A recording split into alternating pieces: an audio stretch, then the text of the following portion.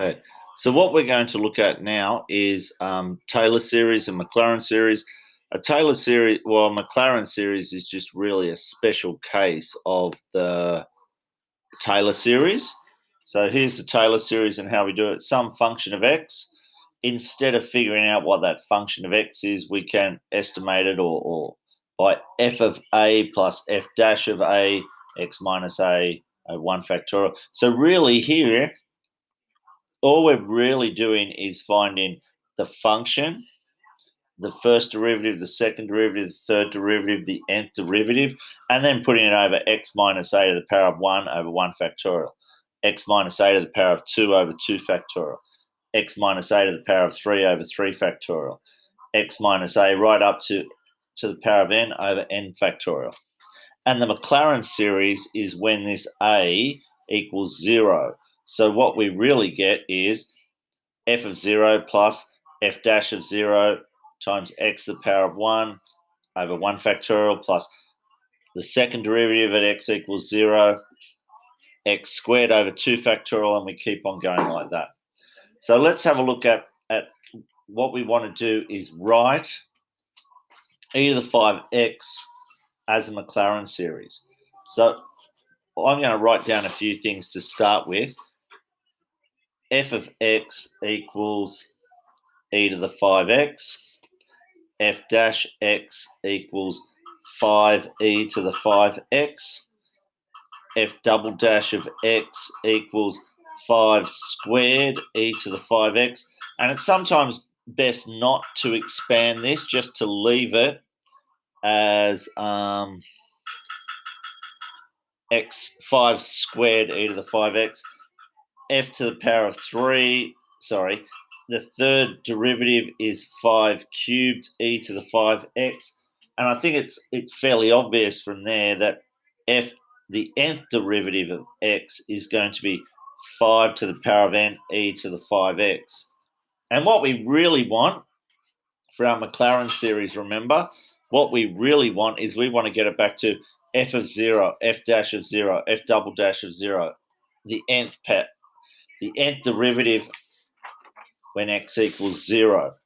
So what we're going to do over here is write down f dash of 0, f double dash of 0, f triple dash of 0, f to the nth derivative. What is that? Is 0. So this is just 1 because e to the power of 5 times 0 is e to the power of 0, which is 1. When e is 0 here, this power is always going to become 0, so we get 5. Here, this power is 0, so we're going to get 5 squared. So this is going to be 5 squared, 5 cubed, right the way down to 5 to the power of n. So what that means is f of x, which equals e to the power of 5x, can be written as 1 plus 5 x over 1 factorial plus 5 squared x squared over 2 factorial plus 5 cubed x cubed over 3 factorial, because that is exactly what the Maclaurin series is saying. What was f dash of 0? 5. 5 squared, 5 cubed. Right the way up to, if we keep following this pattern, of 5 to the power of n, x to the power of n over n factorial. So we can write that as a sum. We can write that as the sum as n equals 0 to infinity of 5 to the power of n, x to the power of n over n factorial. And what we have there is that we've got n equals 0. This looks like it's a weird term. It's not following the same as all the rest. This is certainly 5 to the power of 1, x to the power of 1 over 1 factorial. That's fine. What about this one? This is 5 to the power of 0 is 1, x to the power of 0 is 1 over 0 factorial, which is 1 as well, by definition. So that's all we've done. What we've done is we've written e to the power of 5x as this Maclaurin series. And we could then look at, okay, so for what values of x is this a convergent series? So what values of x is this a convergent series?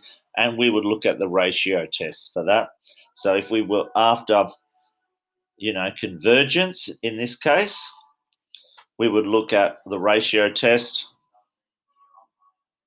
which is, remember, a to the n plus, the n plus 1 term divided by a to the power of n, and we want the limit as n approaches infinity, the absolute value of that, and that's got to be less than 1.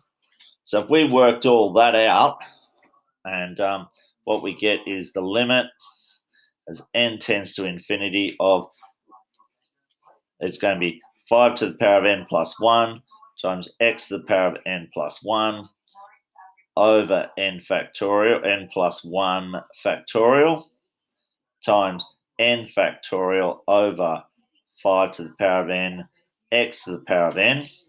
And then it's just a matter, and we want the limit of this, and this has to be less than 1. And then it's just a matter of figuring out for what values of x is that less than 1. So we're going to have 5 over 5 times x times, over here, this is n plus 1. N factorial over n plus 1 factorial, they all cancel out except for n plus 1. And the limit of this, as n tends to infinity, is always less than 1.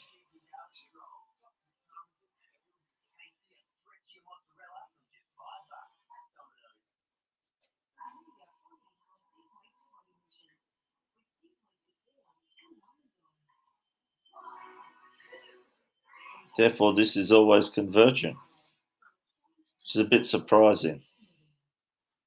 Okay.